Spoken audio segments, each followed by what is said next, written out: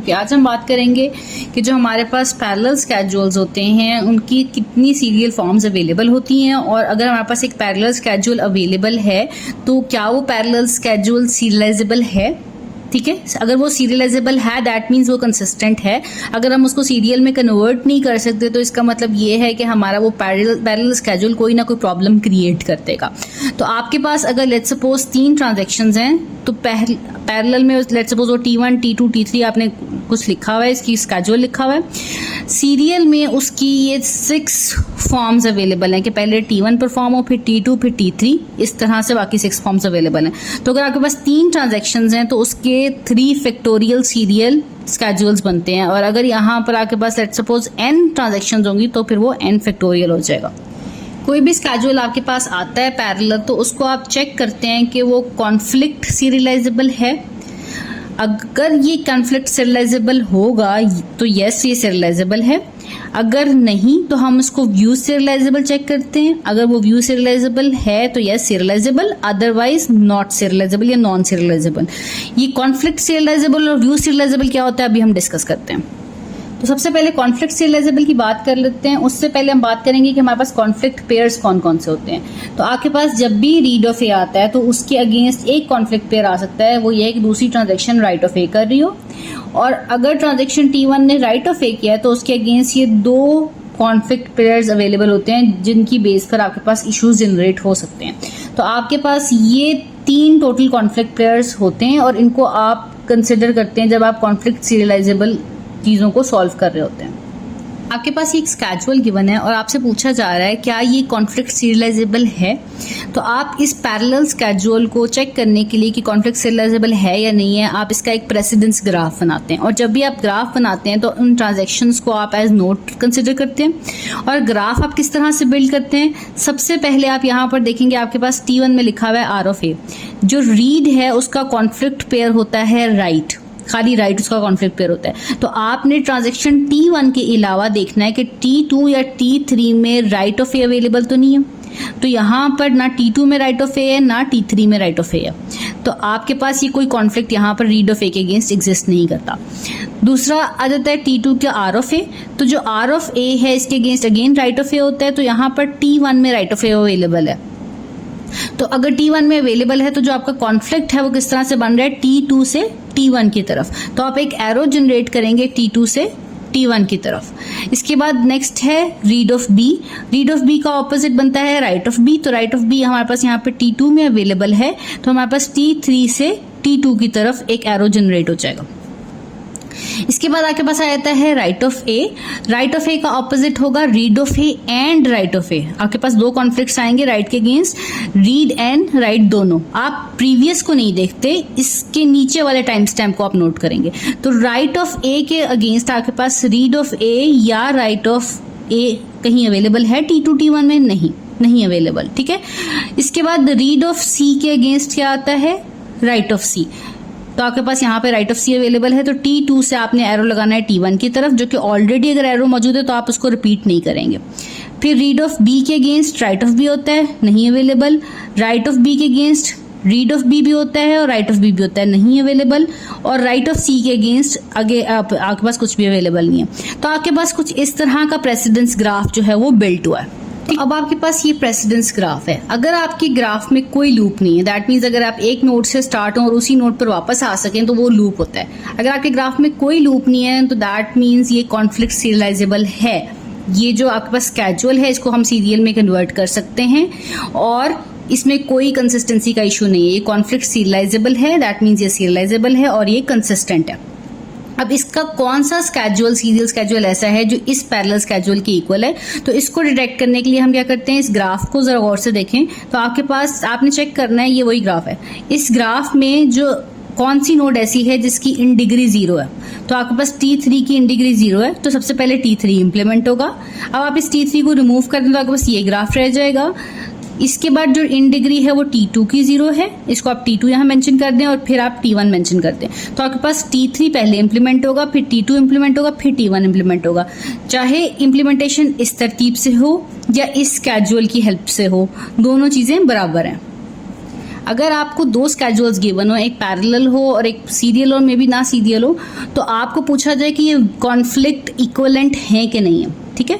तो conflict equivalent होने के लिए आप क्या करते हैं कि आप जो आपके पास एडजेसेंट पेयर्स होते हैं उनका कॉन्फ्लिक्ट चेक करते हैं कि उसमें कॉन्फ्लिक्ट है कि नहीं है। जिस तरह यहाँ राइट और राइट है, राइट और राइट का कॉन्फ्लिक्ट एग्जिस्ट करता है, इनको आप स्वैप नहीं कर सकते, ठीक है।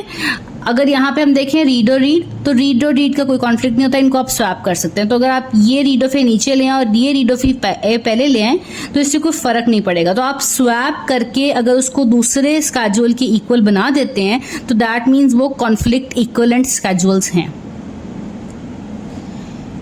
ओके, अब हमारे पास एक और स्केड्यूल गिवन है, इसे हमें चेक करना है सीरियलाइजेबल है कि नहीं है। तो सबसे पहले हम चेक करेंगे कॉन्फ्लिक्ट सीरियलाइजेबल है, तो उसके लिए हम प्रेसिडेंस ग्राफ बिल्ड करते हैं। यहाँ पे प्रेसिडेंस ग्राफ कुछ इस तरह से है कि यहाँ पे रीड ऑफ ए है और इसका कॉन्फ्लिक्ट हमारे पास क्या है, राइट ऑफ ए। तो इन दोनों के अंदर हमारे पास अवेलेबल नहीं है। इसी तरह यहाँ रीड ऑफ ए है तो इसका कॉन्फ्लिक्ट राइट ऑफ ए यहाँ पर एग्जिस्ट करता है, तो हमारे पास T2 से लेकर T1 की तरफ आपके पास एक एज ड्रॉ होगा। और उसके बाद रीड ऑफ बी का ऑपोजिट होता है राइट ऑफ बी, तो आपके पास यहाँ पे राइट ऑफ बी अवेलेबल है, तो आपके पास T3 से एक एज ड्रॉ होगा T2 की तरफ। इसके बाद राइट ऑफ ए का ऑपोजिट रीड ऑफ ए और राइट ऑफ ए दोनों होते हैं, तो इसमें कोई अवेलेबल नहीं है। इसी तरह रीड ऑफ सी का ऑपोजिट राइट ऑफ सी होता है, नहीं, राइट ऑफ सी अवेलेबल है हमारे पास, तो T2 से T3 की तरफ आपके पास एक एरो जनरेट होगा। अच्छा, अब आपके पास अगर एक लूप क्रिएट हो जाए तो आप इसको फर्दर बेशक मत देखें। आपके पास यहाँ पर एक लूप है, दैट मीन्स ये कॉन्फ्लिक्ट सीरियलाइजेबल नहीं है। अब अगर ये कॉन्फ्लिक्ट सीरियलाइजेबल नहीं है तो हम ये लाजमी नहीं कह सकते कि ये सीरियलाइजेबल नहीं है। इसको आपको चेक करने के लिए आपको व्यू सीरियलाइजेबल चेक करना पड़ेगा, ठीक है। तो अगर आपके ग्राफ में लूप एग्जिस्ट करता है तो आप कंफर्म नहीं कह सकते कि ये सीरियलाइजेबल है या नहीं है। अगर तो लूप नहीं एग्जिस्ट करता तो वो कंफर्म सीरियलाइजेबल है, कॉन्फ्लिक्ट सीरियलाइजेबल। और अगर एग्जिस्ट करता है तो हम इसको चेक करते हैं व्यू सीरियलाइजेबिलिटी से। व्यू सीरियलाइजेबिलिटी के लिए आपको 3 कंडीशंस को चेक करना पड़ता है। यहाँ पर आपके पास 3 वेरिएबल्स एग्जिस्ट करते हैं, A, B एंड C। सबसे पहले आपने इस वेरिएबल में चेक करना है कि आपका इनिशियल रीड क्या है। इनिशियल रीड से मुराद वो वैल्यू होती है जो वेरिएबल की डाटा से रीड की गई होती है, डेटाबेस से रीड की गई होती है। तो अब अगर यहाँ पर हम थोड़ा सा गौर से देखें तो जो वेरिएबल A है इसको इनिशियल रीड ट्रांजेक्शन T1 ने भी किया है, क्योंकि ये जो वैल्यू है ये डेटाबेस की वैल्यू है, और जो ये T2 ने रीड किया ये भी डेटाबेस की वैल्यू है। बेशक ये रैम में अवेलेबल थी, लेकिन इससे पहले इस वैल्यू को किसी ट्रांजैक्शन ने राइट नहीं किया। दैट मीन्स कि जो वैल्यू है ये डेटाबेस वाली ही वैल्यू है, किसी ने इसको अपडेट नहीं किया रैम के अंदर। तो आपके पास A का इनिशियल रीड T1 और T2 दोनों ट्रांजैक्शंस हैं। B का इनिशियल रीड देख लें तो आपके पास T3 में भी B को रीड किया जा रहा है और T2 में भी रीड किया जा रहा है, और इस रीड ऑफ B से पहले भी राइट ऑफ B कहीं एग्जिस्ट नहीं करता, तो ये दोनों इसके इनिशियल रीड्स हैं। इसके बाद आपके पास C की बात कर लें तो C आपके पास जो है उसका इनिशियल रीड हमारे पास T2 ट्रांजैक्शन के पास है, तो आपके पास इसको आप T2 मेंशन कर देंगे, ठीक है। सेकेंड आप चीज देखते हैं कि आपके पास अपडेट रीड किस तरह से है। A वेरिएबल का अपडेट रीड से मुराद ये है कि आप राइट के बाद रीड अवेलेबल है, मतलब एक ट्रांजैक्शन राइट कर रही है और उसके बाद दूसरी ट्रांजैक्शन उसको रीड कर रही है उस वेरिएबल को।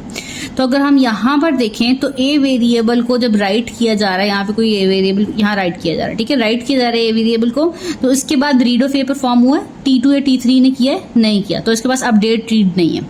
इसी तरह B की बात करें तो राइट ऑफ B के बाद रीड ऑफ B नहीं है, ठीक है, और C की बात करें तो C का राइट ऑफ C के बाद भी रीड ऑफ C नहीं है। तो इस केस में हमारे पास अपडेट रीड नहीं है। नेक्स्ट जो प्रॉब्लम हम सॉल्व करेंगे उसमें हम अपडेट रीड को चेक करेंगे कि किस तरह से हम इसको चेक करते हैं।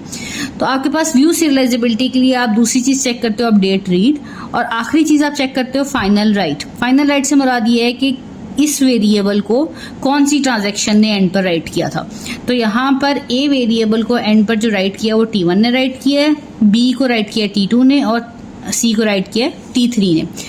अब ये जो तीनों आपके पास कंडीशंस हैं, आप इनको चेक करने का एक मकसद होता है, मकसद ये होता है कि इनकी हेल्प से हम इनका सीरियल स्केड्यूल फाइंड करने की कोशिश करते हैं। अगर तो आपके पास दो स्केड्यूल्स गिवन और पूछा जाए क्या वो VO इक्विवेलेंट हैं कि नहीं है, तो आप इस तरह से दोनों का टेबल ड्रॉ करेंगे, और अगर दोनों का टेबल सिमिलर है तो दैट मीन्स वो VO इक्विवेलेंट है, तीनों कंडीशन सिमिलर है, ठीक है। और अगर नहीं है तो वो VO इक्विवेलेंट नहीं है। अब हम यहाँ पर देखते हैं कि अगर हमारे पास एक पैरेलल स्केड्यूल है तो उसका हमने इस तरह से एक टेबल ड्रॉ कर लिया है, और हम इस स्केड्यूल को क्या कन्वर्ट कर सकते हैं सीरियल में। तो अब अगर हम यहाँ पर थोड़ा सा गौर करें तो ये जो A वेरिएबल है ये कहता है कि T1 को एंड पर चलना चाहिए मेरे लिहाज से, और T1 और T2 में से जो मर्जी स्टार्ट कर ले, ठीक है। तो अगर T1 को एंड पर चलना कंपलसरी है तो हम इसको T2 से स्टार्ट कर लेते हैं। तो हमें एक हिंट मिला है कि T2 पहले चलेगी फिर T1 चलेगी। इसके बाद आपके पास यहाँ पर अगर हम B को देखें तो इसमें T2 बाद में रन होगी, T2 और T3 में से कोई भी पहले हो सकता है, तो हम T3 रख लेते हैं, ठीक है। इसके बाद लास्ट पे पहले T2 चलेगा फिर T3 चलेगा। तो अब आपके पास ये कुछ हिंट्स अवेलेबल है। हम यहाँ से अगर चेक करने की कोशिश करें तो हमारे पास A वेरिएबल कहता है कि T2 पहले रन हो रही है फिर T1 रन हो रही है, अगर हम इसे सीरियल बनाने की कोशिश कर रहे हैं। और यहाँ पर T2 से पहले T3 रन हो रही है, फाइन। तो और C कह रहा है कि T2 को T3 से पहले रन होना चाहिए। तो यहाँ पर अगर आप देखो तो ये एक लूप क्रिएट हो जाता है, ठीक है। अब ये जो लूप है आपके पास, इससे मुराद ये है कि ये स्केड्यूल जो है ये सीरियलाइजेबल नहीं है, ये सीरियल में कन्वर्ट नहीं हो सकता, इसमें एक मजीद लूप आ गया है। हमने इसको व्यू के पॉइंट ऑफ व्यू से भी देख लिया है। तो अब यहाँ पर क्योंकि इन दोनों में से कोई एक चीज ट्रू होनी चाहिए थी, यहाँ पे दोनों कन्फ्लिक्टिंग हैं, इस वजह से हम इसे कहते हैं कि ये जो है वो नॉन व्यू सीरियलाइजेबल है, दैट मीन्स नॉट सीरियलाइजेबल। अब हम एक एग्जांपल देखते हैं जिसमें हम चेक करते हैं कि आपके पास एक ऐसा स्केड्यूल है जो सीरियलाइजेबल हो कंप्लीटली। लास्ट एग्जांपल पे आ जाते हैं। तो आपके पास यहाँ पर एक स्केड्यूल गिवन हो, सबसे पहले चेक करेंगे कॉन्फ्लिक्ट सीरियलाइजेबल है कि नहीं है। तो इसके लिए आप एक प्रेसिडेंस ग्राफ बनाएंगे। इस ग्राफ में देखें तो रीड ऑफ बी के ऑपोजिट है राइट ऑफ बी, तो राइट ऑफ बी यहाँ पर अवेलेबल है और यहाँ पर भी अवेलेबल है। तो T2 से जो है आपके पास जो ग्राफ जाएगा वो T1 में भी जाएगा और T3 में भी जाएगा जो एज है। और राइट ऑफ ए के ऑपोजिट होता है रीड ऑफ ए, तो रीड ऑफ ए यहाँ पर भी अवेलेबल है और यहाँ पर भी अवेलेबल है। ऑलरेडी आप एजेस ड्रॉ कर चुके हैं। रीड ऑफ ए के बाद आता है राइट ऑफ ए, तो राइट ऑफ ए नीचे अवेलेबल नहीं है। रीड ऑफ ए से आगे राइट ऑफ ए अवेलेबल नहीं है। राइट ऑफ बी के ऑपोजिट राइट ऑफ बी होता है, तो T1 से आपका एरो जाना चाहिए T2 के पास, ठीक है। अब यहाँ पर जैसे ही लूप आ गया आप स्टॉप कर सकते हैं। अब लूप से मुराद ये है कि ये कंफर्म नहीं है कि सीरियलाइजेबल है कि नहीं है, इसको हम कॉन्फ्लिक्ट सीरियलाइजेबल नहीं कह सकते, ये नॉन कॉन्फ्लिक्ट सीरियलाइजेबल है। अब नॉन कॉन्फ्लिक्ट सीरियलाइजेबल को फर्दर कंफर्म करने के लिए हम क्या करते हैं, व्यू सीरियलाइजेबिलिटी को चेक करते हैं। तो उसके लिए हम इन तीनों कंडीशंस का एक टेबल ड्रॉ कर लेते हैं। तो ए वेरिएबल का जो इनिशियल रीड है डेटाबेस से रीड किस ट्रांजैक्शन ने किया है, तो यहाँ पर देखें तो रीड ऑफ ए T1 ने भी किया और T3 ने भी किया, लेकिन इन दोनों से पहले T2 ने उसको राइट किया, ठीक है। T2 ने उसको राइट किया है डायरेक्ट डेटाबेस के ऊपर और उसके बाद रीड परफॉर्म हुआ है।